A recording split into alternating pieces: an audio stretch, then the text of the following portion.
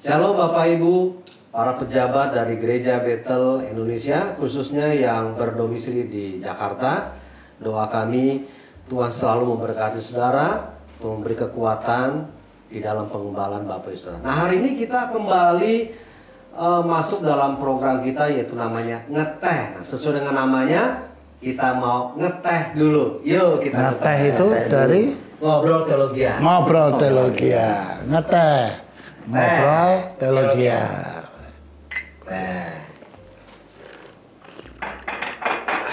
Enak, tenang. Wah, mantap. Rasanya masih teh ya Pak Bram? Iya, masih teh. Tapi kalau mau kopi kita di luar aja Pak. Ya.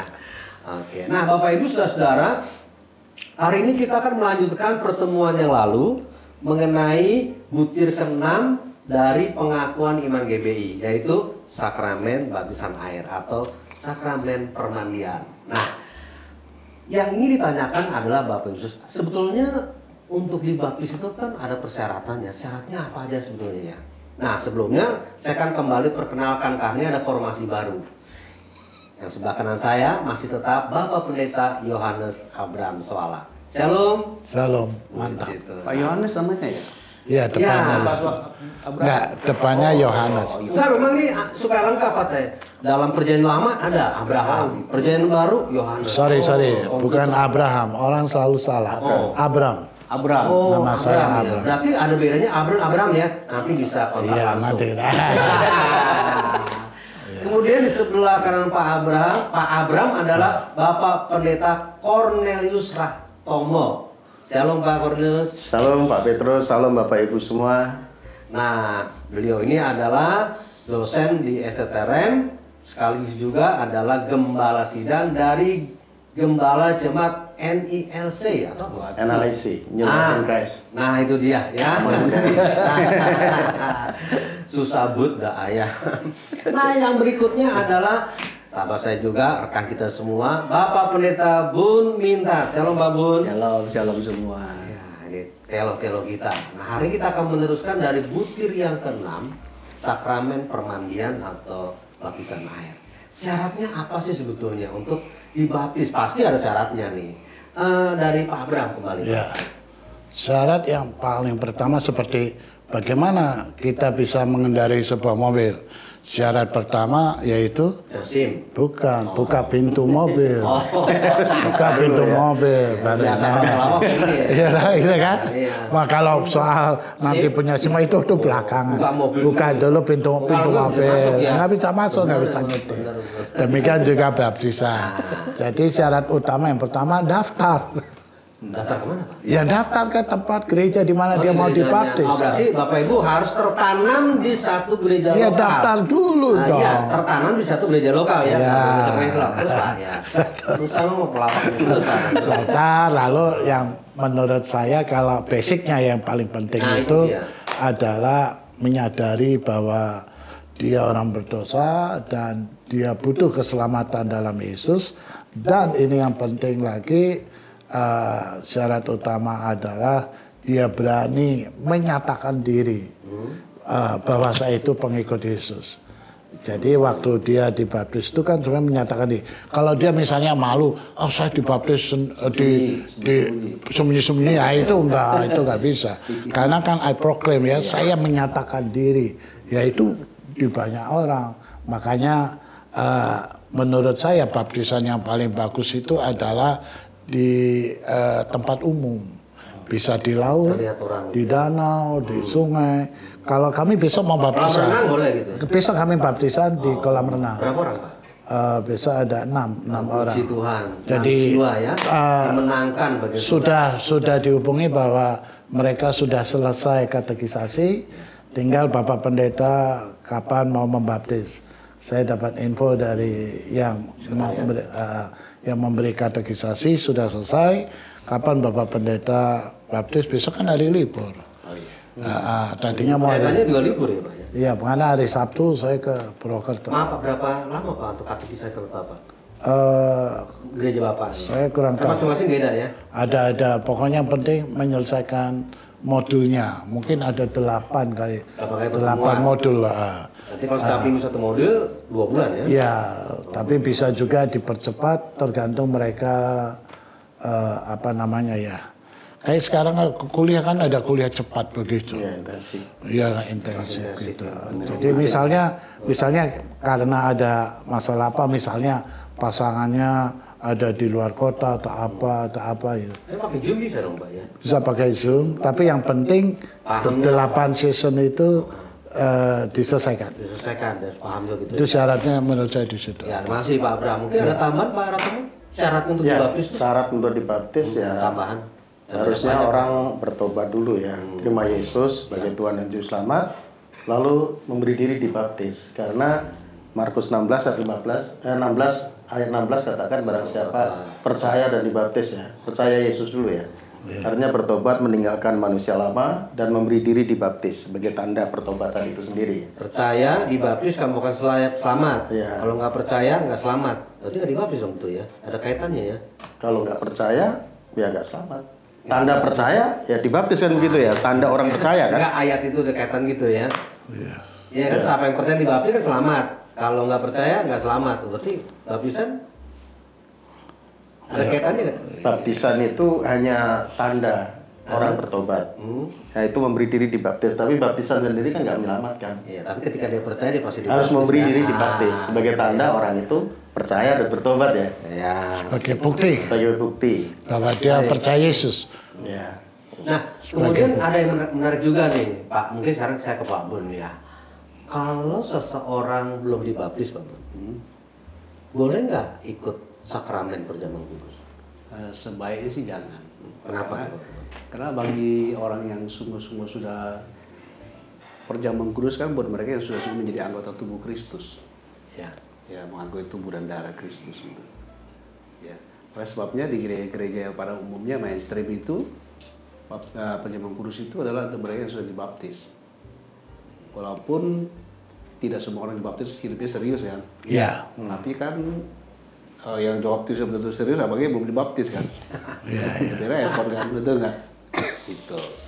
Jadi kesana itu lebih jadi perjamuan kudus bukan asal-asalan jadinya. Itu ada makna yang sangat penting. Nah, ini Bapak Ibu, jadi memang lebih baik gitu ya, yang ikut perjamuan kudus atau sakramen perjamuan kudus itulah mereka yang sudah dibaptis, sehingga mereka tuh memang benar-benar memahami apa itu namanya baptisan, setelah itu apa namanya perjamuan kudus. Jadi nggak, kalau tadi istilahnya apa belum, nggak asal-asalan. Jadi memang dia paham karena paham, dia ngerti karena ngerti di sini. Nah, kemudian yang juga cukup menarik nih ya, mengenai kalau kita baca tata gereja kita nih Bapak-bapak sekalian.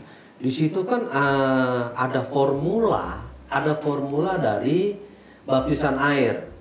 Gitu. Formulanya adalah saya membaptis engkau dalam nama Bapa dan Anak dan Roh Kudus dalam nama Tuhan Kristus. Kalau yang belakang ini sih nggak masalah. Cuma yang di depan ini kadang-kadang menjadi sebuah perdebatan.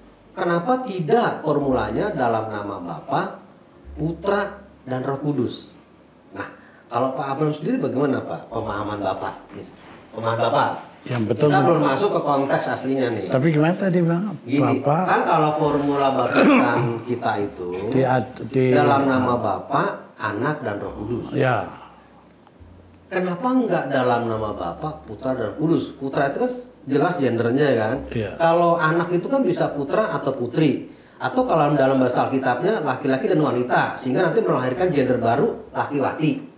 Nah, gimana Pak? Ya karena ya saya ikuti aja karena saya pendeta GPI dan tata gerejanya ngomong begitu ya ikuti. Nah nanti kalau misalnya mau dirubah putra, ya saya tetap ikut putra. Nah kalau anak ya anak. Jadi ikut aja. Gini Bapak Ibu, mungkin istilahnya Pak. repot. Iya. Mungkin gini Pak Amar, istilahnya Pak Abraham ini kan itu dibuat oleh teolog GBI. Tentunya mereka yang sudah paham tentang ya bahasa aslinya gitu kan. Kalau Pak Abraham mungkin melo-melo baiklah begitu kan. Nah tapi sebetulnya ada makna tersendiri. Nah mungkin kalau pendapatnya Pak Hartomo gimana kira-kira? Ya kalau kita melihat apa yang diperintahkan Tuhan Yesus ya dalam anak agung Tuhan Yesus itu kan, Tuhan Yesus katakan baptislah mereka dalam nama Bapa, Anak, dan Roh Kudus. Dan itu dikatakan Tuhan Yesus ya. Tentunya kita mengacu di situ. Bagaimana Alkitab mengatakan gitu. Oh, tapi kan begini ini biar kita gitu kan. Siapa tahu di sini juga Bapak Ibu ada pertanyaan. Kan tadi dikatakan kita ngikutin yang dikatakan Yesus dalam nama Bapa dan Anak dan Roh Kudus. Nah, kalau di tata gereja kita ditambahin dalam nama Tuhan Yesus Kristus. Kan di situ nggak ada, misalnya gitu kan. Ini pertanyaan akar rumput aja gitu misalnya. Gimana Pak? Ya itu sudah mencakup ya kalau dalam nama Tuhan Yesus itu memang ada yang di dalam kisah para rasul itu ya yang membaptis di dalam nama Yesus gitu ya, dalam nama Yesus. Tapi memang perintah Tuhan Yesus dikatakan dalam nama Bapa, Putra, dan Roh Kudus. Anak dan Roh Kudus. Anak dan Roh Kudus maksudnya. Nah, Ya. Salah lagi, Putra dan Roh Kudus. Salah, maaf. Kepleset. Ya, kepleset ya. Bapa, Anak, dan Roh Kudus. Dan di situ sudah ada Tuhan Yesus Kristus ya. Ya, Itu sebenarnya kita. cukup seperti itu juga agak masalah, tapi kalau mau ditegaskan lagi dalam nama Yesus Kristus, ya itu nggak masalah juga. Oke. Nah, Bapak Ibu, saudara ini kan semakin menarik. Nah, sebelum kita akan lanjut, kita ngeteh dulu. Iya, Yuk, ngeteh. kita ngeteh. Maksudnya supaya segar Bapak Ibu saudara ya. Enak tenan.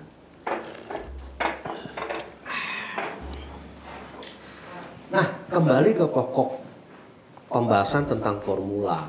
Memang tadi sebetulnya saya ingin saya hanya melontarkan dari sisi tata bahasanya saja sebetulnya. Tadi saya bilang ada laki-laki wanita jadi laki-wati, putra itu kan udah jelas gendernya, kalau anak bisa putra bisa putri gitu. Nah, kalau kita lihat sebetulnya dari konteks aslinya itu bagaimana? Sebetulnya Bapak, Putra, Roh Kudus atau Bapak, Anak dan Kudus. Nah, gimana Pak Bun?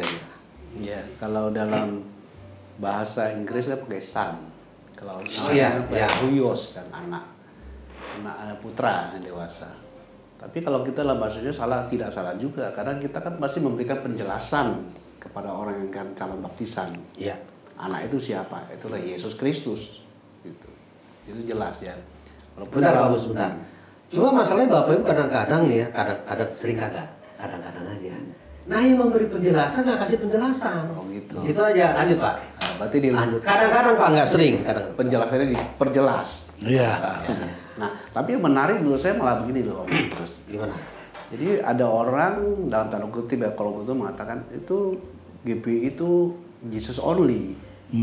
Rempet ke situ. Iya, menurut saya kenapa dalam nama Tuhan Yesus Kristus.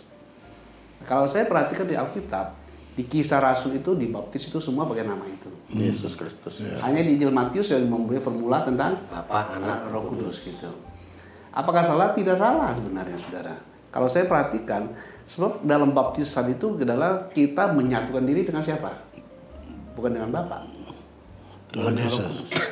Dengan Yesus Kristus yang Dan mati itu dan perintah bangkit. Yesus Kristus. Mati dan bangkit Kan? ya bersama Yesus. Kan yang mati kan baptisan kan mengidentikan diri kita dengan pribadi yang kita kepadanya kita mengikut. Siapa? Kristus kan? Menyatu dengan Kristus, bukan menyatu dengan Bapa atau dengan Roh Kudus. Yang mati kan Kristus, bukan Bapa, kan? Bukan Roh Kudus. Itu. Nah, itu sebuah hal. Lalu bagaimana dong kalau kita perhatikan di Matius pasal 28? Ini menarik. Menarik. Dalam nama Allah. Tapi kalau buat saya itu adalah nama Tuhan Yesus adalah sebuah legitimasi yang betul-betul mencakup Allah Tritunggal kita. Kalau kita pernah bukunya Om Ho, ketika dia memberikan nama, nggak salah di salah satu di buku judul Teologia Alkitabiah yang 1 atau 2 saya lupa, itu di halaman 48 kalau nggak salah itu. Tentang nama Allah Tritunggal gitu adalah Tuhan Yesus Kristus. Tuhan Yesus. Kalau kita perhatikan konsep berpikirnya Om Ho ya di bukunya itu gitu. Jadi kalau menurut saya bukan dua hal yang bertentangan. Iya. Malah memperjelas. Iya. Jadi udah mencakup Mendalam. Iya. Malah mendalam Tapi memperjelas. ada orang yang coba dibikin pertentangan gitu kan. Yang benar yang mana? Di Matius atau di Kisah Rasul? Kisah Rasul kalau salah ada 4 kali dibaptis. dalam nama Formulanya adalah bukan formula di Matius gitu. Yesus Kristus. Iya, dalam nama Tuhan Yesus. Iya. Gitu. Nah, jadi di sini sebetulnya Bapak Ibu Saudara memperjelas, mempertegas bagaimana sinode kita Gereja Betel Indonesia memakai formula yang lengkap dalam nama Bapa dan Anak dan Roh Kudus dalam nama Tuhan Yesus Kristus. Jadi ini sangat lengkap. Jadi kalau dulu itu saya ingat tuh waktu pelajaran GPI itu, saya masih ingat ya waktu di seminari. Oh, jadi kalau di mahasiswa ya? Iya, jadi kalau Om ngajar kita gini. Kita orang-orang. Kita masih diajar Om dulu tuh. Iya. Kan? Bahagia Jadi, kita tuh. Tuhan itu 5 huruf besar itu menuju kepada Tuhan Allah, Bapa di surga. Yesus itu pribadi Allah yang kedua. Kristus itu kan diurapi, Roh Kudus kan. Itu salah satu penjelasan itu. Gitu loh. Jadi Bapak Ibu Saudara, kita mempunyai sinode yang cukup bagus. Ya, jadi formulanya itu sangat lengkap. Saya nggak setuju sangat bagus. Apa? Cukup bagus nggak setuju. Enggak, saya bilang sangat bagus. Tadi cukup bilang ya. Cukup ya. Udah saya tahu. Jadi saya tahu arahnya kemana nih biasa. Karena kita juga jadi tahu nih. Jangan cukup sangat bagus. Jangan cukup bagus. Sangat bagus betul kan? Ya, kembali kepada pokok lagi ya. Jadi memang sinode kita itu luar biasa. Kita bangga berada dalam wadah yang Tuhan pakai luar biasa, Gereja Betel Indonesia ini. Jadi formula baptisan itu jangan salah Bapak Ibu, ketika nanti Bapak Ibu para pejabat nih ya, khususnya ketika membaptis itu dalam nama Bapa dan Anak dan Roh Kudus dalam nama Tuhan Yesus Kristus. Kemudian juga timbul sebuah pertanyaan menarik ini Bapak Ibu. Seperti ini juga menjadi pertanyaan di lapangan, mungkin juga bagi akar rumput yang bertanya sama Bapak Ibu pendeta atau gembala. Nah, pertanyaan begini, boleh nggak selain pendeta atau jemaat awam itu membaptis? Gimana Pak Bram? Menurut saya ini kan baptisan begini tidak hanya berhubungan soal dia menerima Yesus atau tidak, tapi berkelanjutan berhubungan dengan administrasi. Administrasi dalam arti kata organisasi siapa yang membaptis. Karena begini, memang tidak ada secara jelas yang membaptis itu harus pendeta, tapi nanti kalau ada orang mengaku bahwa saya seorang penginjil, saya itu penginjil yang melakukan perintah Yesus, baptislah dalam nama Allah, dalam nama Bapa, Anak dan Roh Kudus, gitu kan ya. Lalu ya saya baptis saja. Nanti ini akan jadi rancu. Ini di lapangan jadi rancu. Rancunya sama nanti yang memberikan surat baptisan siapa? Dan akte itu kan berhubungan dengan nanti kalau menikah, itu diminta kaitannya dengan pemerintah. Nah, jadi bikin paspor pakai akte baptis bisa loh Pak. Iya, jadi makanya dibutuhkan penjelasan yang tegas, bahwa yang bersangkutan di luar seorang pejabat. Menurut saya lebih menjurus kepada pejabat. Istilah kita ya. Pejabat, kita orang GPI ya, nggak usah mikirin yang luar ya. Seorang pejabat GPI ya tidak bisa untuk membaptis. Oke. Nah, kalau Pak Ratomo, ini intern kita dulu, intern jangan luar dulu ya. Ya, seperti apa yang dikatakan Bapak Pendeta Abraham tadi. Abram. Ya. Salah Pak ya. Tapi tadi Pak Pendeta Abraham tadi. Saya ya menegaskan. Nggak mau deh.